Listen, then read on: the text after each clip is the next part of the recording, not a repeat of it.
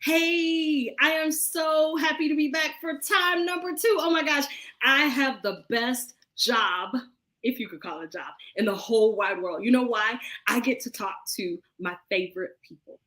And this next guest that I'm having the pleasure to interview this afternoon, I am so excited to talk to her because have you ever met anyone and like when you met them within minutes of talking? I don't even know. I don't even remember. Maybe she can help me because I'm an old lady. Maybe she can help me remember how we even got connected. But once we connected, I remember where I was. I was sitting in the parking lot outside the business license office in my county in Georgia, and I was going in to renew my business license. And I sat in the car and we had a whole conversation. And if you've ever talked to somebody and you're like, wow, how come we're just meeting? That's Dr. LaQuoia Johnson. And I knew when I met her that I wanted to extend the invitation for her to be in the magazine. And so that and we just did like this. Our conversation, like I'm just, I'm but one person, but like, okay, come on, Dr. LaQuoia. I know I hadn't introduced you yet. Just do this with me. This is how our conversation was. We did like this. Like we were just talking with you. Yeah. So and like she was just awesome and amazing. And when you meet people, I talk about relationships often. When you meet people, there are some people that like you just vibe with and you just like want them to be in your circle. And so I'm so happy that I get to have her be on live. She is featured in the magazine in the spring issue of PharmaSis, but I just wanted I wanted to bring her on live so that you could like talk to her. So I'm going to stop because I get all carried away and excited. Dr. LaQuoia Johnson. Hey. Thank you for being my guest this afternoon. We already got somebody who's watching us live. There are going to be people who see this on replay. Yes. And I just like take a minute. Like I gave my perspective of what it was like when we met. And I can remember that I sat in the car both times that we talked before the magazine and talked to you. Take a minute to tell the people what it was like for you. Oh my gosh. Well, first of all, sis, I just got to say thank you for reaching out to me, because you reached out to me on LinkedIn and that's how we got connected somehow or another. And I'm not really sure, but I know when you're talking about vibing, vibrations, like the people who are attracted and who I attract now are people that are happy and prosperous and abundant. And so, you reached out to me during a time that I had a lot of free time on my hands because I had left my job. So I was like, okay. And so we talked, and I remember where I was too, because it was around about this time last year, because I was working in a downtown office. So I had like my own like cubicle space in this downtown. It was one of those co-working spaces. And so I remember standing, talking to you, and we were just connecting and vibing, like you said. Like, I mean, it was like, we shared our stories, and our stories were similar, yet they were different. And we both had a daughter, because I know one time we couldn't connect because you were going to pick up your daughter and I was going to pick up my daughter. So well, not your daughter, your dog. That's right. That's right. The last time I said it, you were like, not my daughter, dog. Yes. Woo, wait now. You have elevated me to motherhood in like 60 seconds. Listen, it might be prophecy. I don't know. But well, listen, I do remember standing there talking to you, and I was looking out over the city of Winston-Salem, and I was just so amazed myself of like where I was, like when you shared your story, it was inspiration for me. And I was so grateful for where I was that day in a high rise, looking out a window, feeling free and fulfilled and doing the work that I love. That's what I remember. And I remember that was what really connected us, is that we were both in a happy, joyous, peaceful place in our life. Look, I got to just show you this comment that just came in. This is from Imla, and she said, "Your vibe attracts your tribe." Great to see you, beautiful ladies. Thank you so much. Thank you, Emma. And Dr. LaQuoia, I have to tell you that my favorite color is orange. So like you just were a day brightener when you got on the into the studio because you have orange in your hair and you're wearing orange. And I'm like, oh my God, how beautiful. Orange is my favorite color. So I love that. I love seeing that and seeing that color in you. All right, we told them how we met. Mm-hmm. And so one of the things that I think sometimes people don't know when they see PharmaSis Magazine, especially those of us who are too cerebral, you know how we are, you know how our profession is. They probably go, well, that's just a bunch of ladies just putting their beautiful pictures up. But no, it's so deeper than that because it is. We are not only beautiful, we are brilliant, we're bold, and we're passionate. Yes. And I remember within just a few minutes of meeting you and hearing your story and sharing my story, I was like, here's another bold, brilliant, beautiful, passionate woman in pharmacy. Mm-hmm. And I've heard the saying that says, sit at the table with winners because the conversation is different. Yes. And we both had experience about some of the tables that we had sat at previously. Yes. And how we have been creating new tables for us, building new tables for ourselves. Mm-hmm. And so part of me building a new table has been to learn how to market myself. Because I think we agreed that that's not what we learned in pharmacy school. No. I see you over there in Winston-Salem and what you're doing. And I'm like, oh, I'm so excited. And so tell me, how have you approached, because we don't get that training specifically. Yes.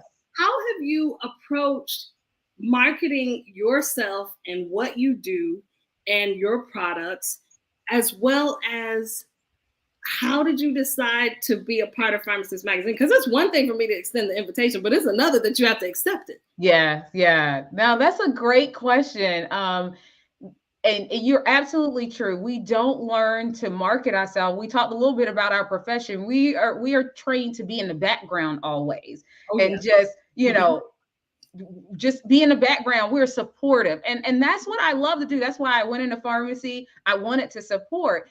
But at the same time, when I got to a point where I realized my energy and my time that I'm investing is not being valued, and the impact that I'm having or the impact I'm trying to make is not going to be effective or beneficial because of the powers that be, I had decided that I needed to step out and I needed to be able to use my voice. And using my voice means that I have to market myself. I have to share my story.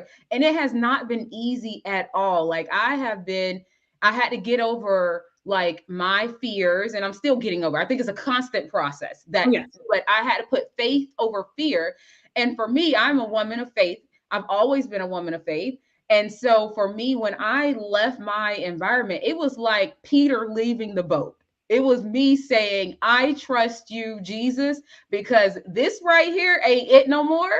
And so I'm gonna have to walk out on this water. I'm gonna have to take this leap of faith, because if I stay here, my soul and my spirit is going to break. So I had to choose peace over a paycheck. And so really, I'm not marketing myself as much as I am, sharing the message and doing what God has purposed for me to do. And he told me pretty clearly in 2019 that, Koya, you are meant to be more than a pharmacist. That's not who you are. You are not a pharmacist. And so many of us have gotten wrapped up in the title and our labels. Wait, I can turn my mic and my camera off, and you could just talk, because you said, like, okay, you must be related to Pastor Leslie Hodge, who was here this morning preaching. I didn't hear it. Here's Pastor LaQuoia Johnson, who says, we get caught up in labels and titles, but is it what you were called to do? Yes. Only. Right. No, God told me that, Koya, pharmacy is your platform. And I believe that all of us have been given a platform, and that's what your job is. It's a platform for you then to act out God's will. And so what I had to learn in my environment was that, I'm sure we'll get into more of the story, but I had to learn to grow through this. And so I created the company growing through it out of this transition that I was trying to grow through. And part of that growth process, I'm getting back to your question, part of that growth process was understanding that, okay, in doing God's will, I'm building God's kingdom, but people need to know I exist as well. Right. And how do I do that? So I resourced up and I joined this group of believers called Life on Fire. Mm-hmm. And it's two coaches. It's a woman and a man. One's the man's name Nick, and the woman's name Megan, and they're a couple, and they have created this like mastermind type of network of kingdom builders. And it's amazing because they're teaching you the marketing, they're teaching you the business side. That's what they do. But they have brought the best people on earth together, and we're all living our faith and building businesses for the kingdom of God.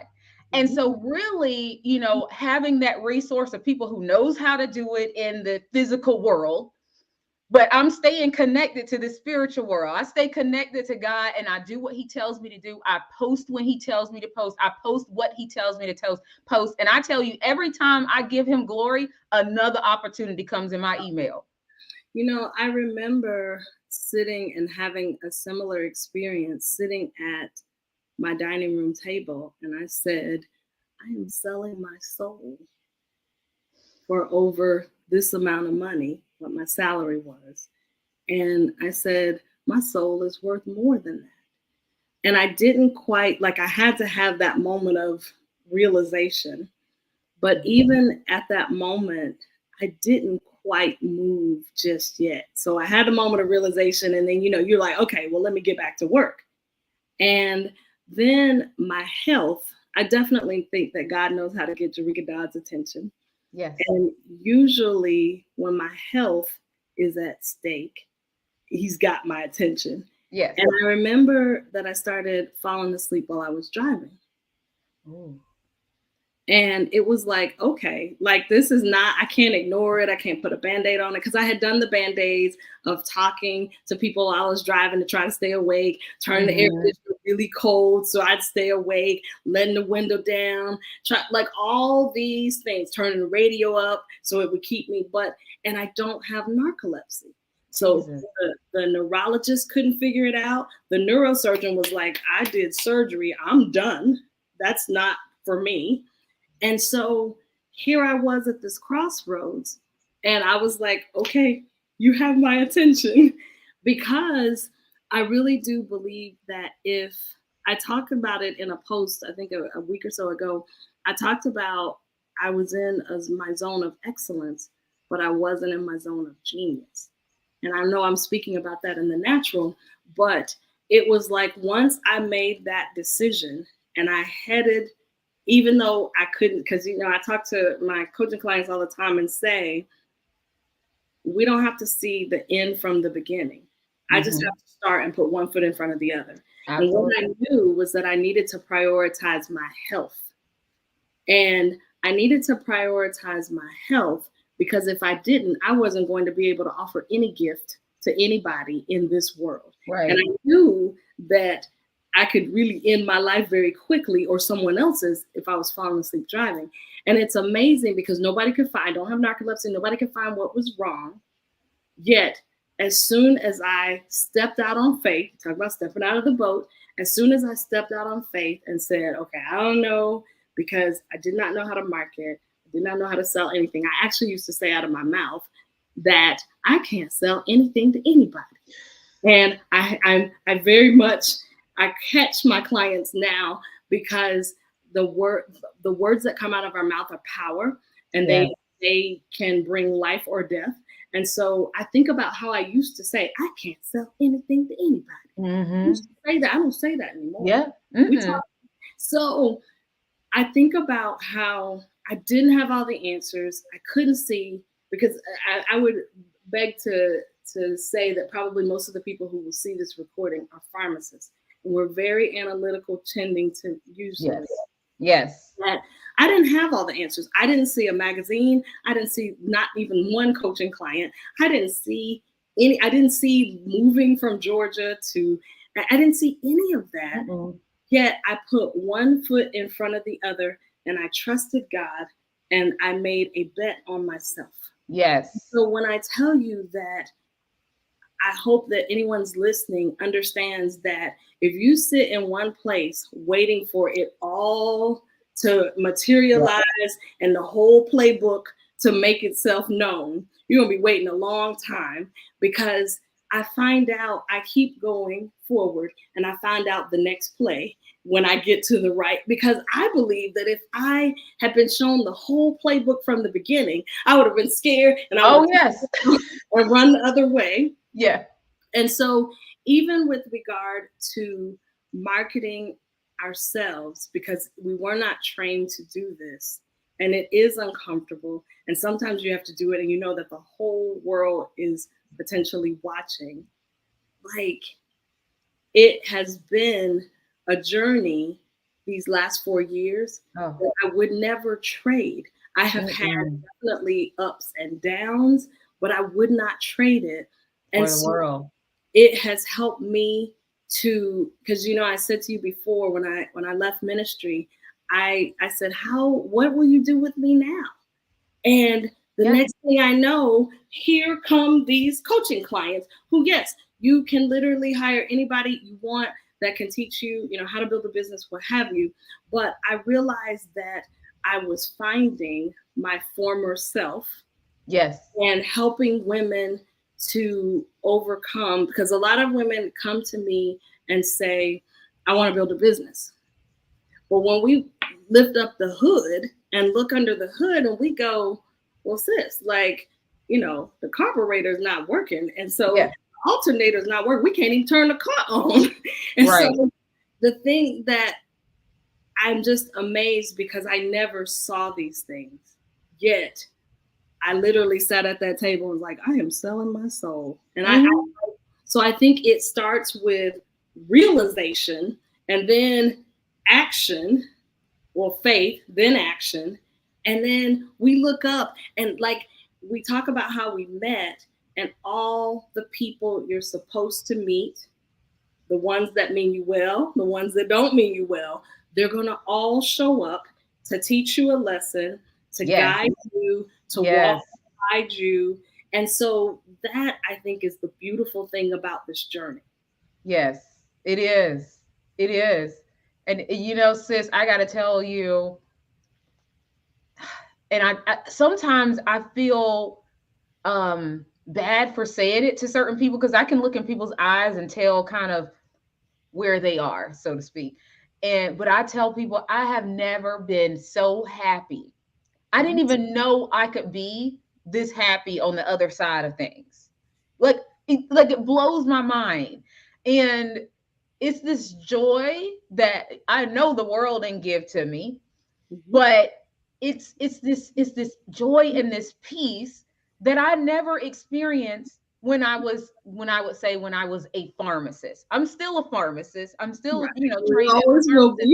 But I had to get to the point where I decided, when I walk out this door, if I never work another day in pharmacy, I'm going to be okay with that. That's where I had to get to. And, when you talk about sitting there at that table, it reminds me of the fact that in 2019, I was at the lowest point I was ever at, to the point where now I'm able to voice that I thought about suicide. I wasn't able to say that. What I would tell people is, before I took my mental health first aid class, I would always phrase it such that I felt at that point what people probably feel like when they want to commit suicide. That's the terminology I would use. But now that I went through the mental health first aid, I can accept and I can own that I was in a really dark place, and so to think about, yeah, when you're working with coaching clients that are like, I want to build a business. I remember being there and just saying, like, I want to do something. I'm trying to do all kinds of things to find a way out. Just find a way out. And like, you know, I done sold paparazzi. I've sold Mary Kay. And that's not to say that people can't do that and they can't, like, they find pleasure and happiness in that. But it was me. I was on this treadmill looking for what was going to really be fulfilling. And every job that I had, it started out feeling like it was going to be that way because I think I just like change and I like newness. But then I would always come to another crossroads. Mm-hmm. But this crossroads that I came to in 2020 was a different kind of crossroads. It was like all of it came together. But I wouldn't trade that journey for anything in this world.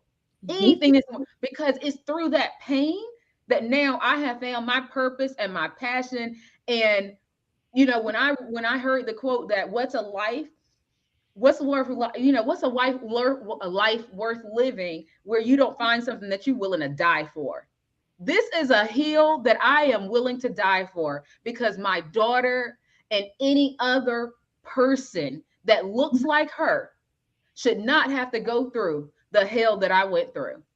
So I'm going to let that be the teaser to people connecting with you, following you, checking you out in the magazine so they can go, I want to read her story. Because as I publish the women's stories in PharmaSis Magazine, I'm thinking about not only that woman marketing herself and sharing her story, but I'm also thinking about the women who will, I told you as an example before we went live of a woman who the magazine was given to her by another woman who was in the magazine. Her mother or stepmother or somebody gave it to another woman, and she looked me up and was like, I had your magazine and I knew from having your magazine, I wanted you to coach me. And remember I said she never liked, never engaged on social media, but watched me. We just don't know who's reading, who's getting a copy. I remember being on Clubhouse one day and having a room, and a patent attorney comes into the room of PharmaSis that I was running. And I was like, okay, patent attorney, okay, you can come in, but I'm not really sure. And she was like, no, I wanted to come in because my daughter is right here. My daughter's in high school. I think she might've been a senior. And she was like, she wants to pursue pharmacy when she graduates high school. And so I wanted her to come in this room. And she said, your magazine was given to me by this person, and it was by somebody who had been in the magazine, and it's so I just want the women who this magazine falls into their hands either accidentally or intentionally to be able to see women in the profession who have taken a leap, who have trusted God, whatever you say, have done that. And I want them to read a variety of stories of which they will connect with, who they will connect with, and be inspired and go, I see myself in her story, or I see a similarity. Yeah. And then the next thing you know, they have that internal to just go for it. So before we went live, you and I talked about what gives us that oomph, because we talked about how there are a lot of people watching. I heard somebody say not too long ago, congratulations for being in the 1%. The 1% of people who actually post on social media or post actually on LinkedIn specifically was the comment. And when you're in that 1%, you and I know then there's a whole lot of other people that are watching you be in that 1%. And so before we went live, and I want to make sure we share that with the people who are listening, is we talked about what gives us that oomph, what gives us, and we even see that it's two different things that makes us. And so tell us what gives you your oomph that makes you go, I'm going for this. Because obviously we had a time where we had to say, okay, I have the faith, I'm going to do it. But now then when you get out here and you start doing it, what gives us the oomph to keep going? Because not everybody's doing this. And we know lots of people are watching. Not everybody has encouraging things to say. Not everybody is supportive, on and on and on and on. We Yes. even get in our own way with the things we say to ourselves sometimes. Yes. So what gives you your oomph? Yes. I will say it's a lot that gives me my oomph, but I know the story that we talked about, but I will say, like, overall, I want to help leaders create environments that people who look like me or any other person that feels ostracized and excluded for whatever dimension of diversity, that they feel like they can be themselves, that they can be authentic in their environment. And that's where we all grow and thrive together. So that's ultimately what I want. That's ultimately my goal.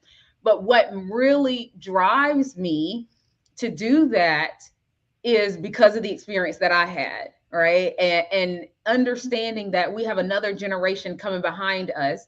And if I don't use my voice and talk about my experience, then nothing will change.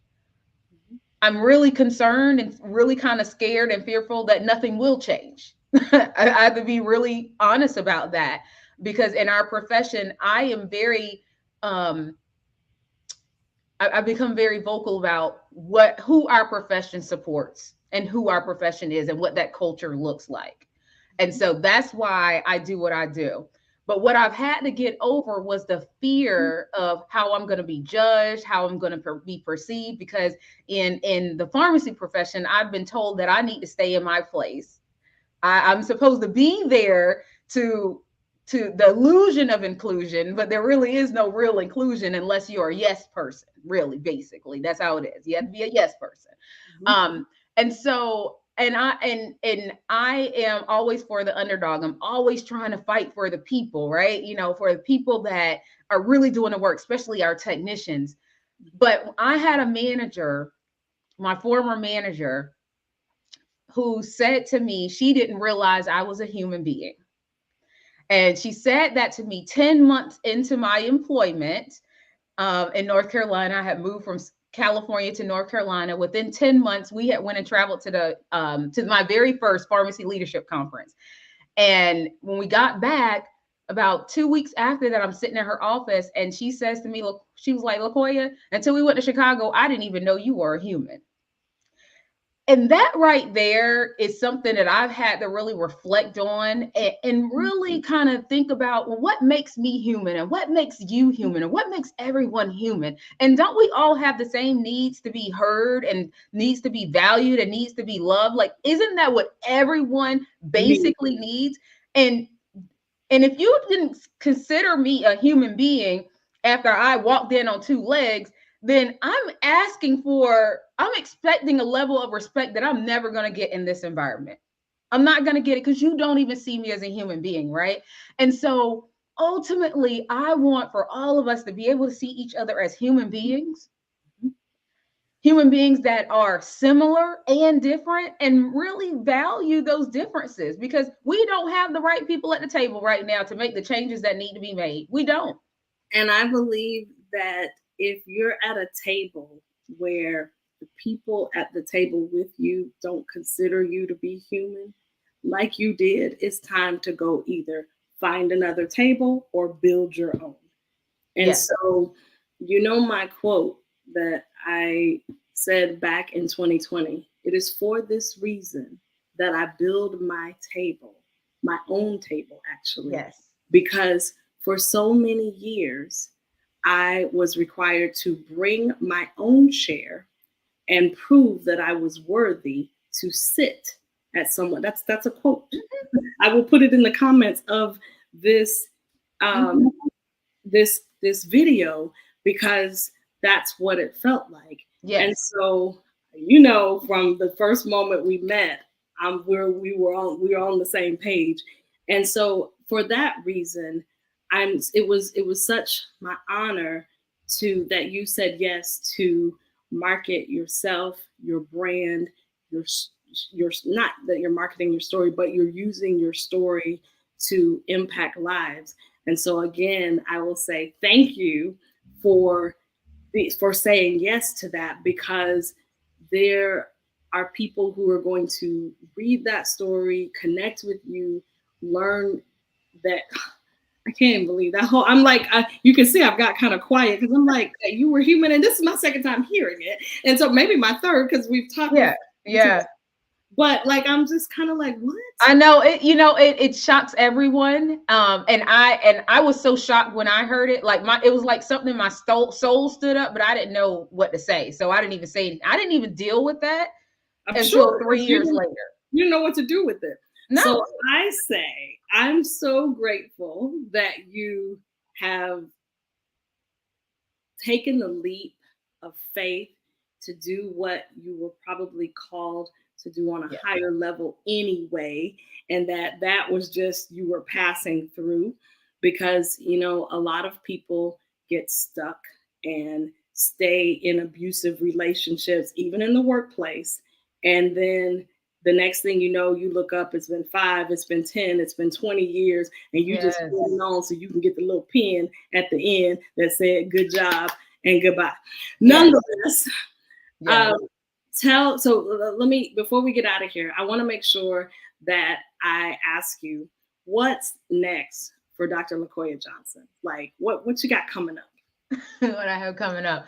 Well, I have a lot of things, but I will tell you one thing. One way you all can see me and see what I do is to join MPTA is going to have a summit coming up. The National Pharmacy Technician, Association, you know, they're having a summit. Mike Johnston, you can find him on LinkedIn. I'll post some things on my post, but I am going to be speaking on diversity, equity, inclusion in the classroom. Right. And so really talking about how do we create a multicultural space where everyone can grow and thrive together, but also not just culture, respecting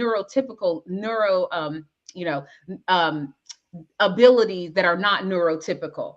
All right. And so we'll be talking about that too. So I'm really excited about that conversation that we'll be having, because I don't think that we as pharmacists have that information that we need, because we have a lot of different people that are going to be walking in our departments now, and we need to know how to engage and create an inclusive environment for that, both as a work environment and also for patients as well. Yes, for people. All right, so and yes, I do know Mike. And let's see, tell us, for those who are listening, who are going to catch this on replay, and they're like, I want to get in touch with the lady with the beautiful purple, orange. It's the end of the day. So if it was 8 a.m., it would have been orange. Okay. The lady who had the beautiful orange flower in her hair, Dr. LaQuoia, how can they get in touch with you? What's the easiest and the best way for them to connect with you? All right. The easiest and best way to connect with me is always on LinkedIn. So shoot me a message. Just go ahead and DM me. I would love to talk to you and engage with you. All right. So you got to meet her here, PharmaSis. So I don't think I've had the chance to say this publicly yet, but welcome to the PharmaSis family.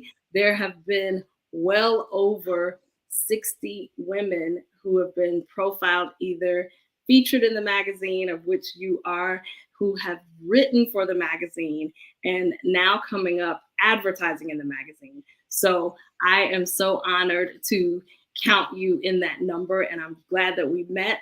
I would be remiss if I didn't take an opportunity to say what I have going on. I am getting ready to host the Women in Pharmacy Nothing Held Back, because as we have shared our stories, we've had those moments where we're like head in the hand. What is going on? I know what I want to do. How do I get there? I'm going to take the stage, and I'm going to teach for 3 days. And I'm already lamenting that I can't get it all in 3 days, but I am going to take the concerns that I hear on a daily basis, because I talk to about 10 women a week in pharmacy techs, pharmacists, pharmacy students, and I'm going to teach over that 3 days. But it's not literally going to be just a one-way, me just talking. It's going to be me training and then putting it into action. So when the participants walk away, they're going to be like, I've got my action plan. I've got my homework. I've got what I need, because I think probably one of the things that really gets me stirred up is women sitting, being still, because we're overthinking, we're worried about what people think. We're trying to figure it out on our own, because pharmacists are good for not asking for help because they feel like they have to have all the answers. And so that's why I built this, that's why I'm producing this event. And then I'm going to turn around and teach people how to move, whether you want to have a business, whether you want to build your career as an employee. You need a personal brand no matter what, because some people go, oh, well, that branding, that's for if you have a business. It is not, because as I said to you before we went live, everybody's smart. Everybody has degrees and alphabet soup in their name. Everybody has experience. So how do you differentiate yourself? And I really do feel that anyone who is stuck and is not quite sure how to, instead of staying stuck, I believe, like, come sit for 3 days and get your action plan to just take the next step. You don't have to see, as we said, all the way to the end. So Women in Pharmacy, Nothing Held Back. The website is nothingheldback.live. Don't go to .com. It'll drop you off in a place, and I don't know, I can't get you back. So nothingheldback.live. And I am looking for, there are student as well as technician rates. So don't let that keep you from showing up. And there will be content that is applicable to students and technicians. It is not just a conference for pharmacists. It is for women in pharmacy. And that asterisk is for a few good men. So with that, as I said again, Dr. LaQuoia, thank you for joining us. I am Dr. Jerika Dodd. You need to reach out to me. You got questions about the conference, just want to connect and go, I want to get closer. I want to find out, what do I need to do next? Reach out to me on LinkedIn too. And that's where I spend quite a bit of my social media time, is on LinkedIn. So thank you for joining us. I knew we would not have a problem. We went 36 minutes. Look at that. So I encourage people to follow you, connect with you, because it's one thing, I'm gonna say this and then we're gonna end. There's this culture of people who want to follow, and that's wonderful. There's something to be said for connecting with people, building relationship. That's what human beings are built for, connection. And that's what, when I talk to you, I got to hear you as a human being. Right? You know what I'm saying? When we couldn't make it work the first time, you're a human being and I am too. Yes. And that's how we give grace to each other for being a human being. Yes. Because it's only the grace of God that has me where I am today. So I am grateful for you, grateful that we got to connect. We're going to close this live out and go find Dr. LaQuoia Johnson on LinkedIn. She's there. She is easy to connect with. She is fun to talk to, and she has a wealth of knowledge and experience. So with that, and I will see you at Nothing Held Back Live, July 21st to the 23rd. And we are done. We're out. Bye. Be there.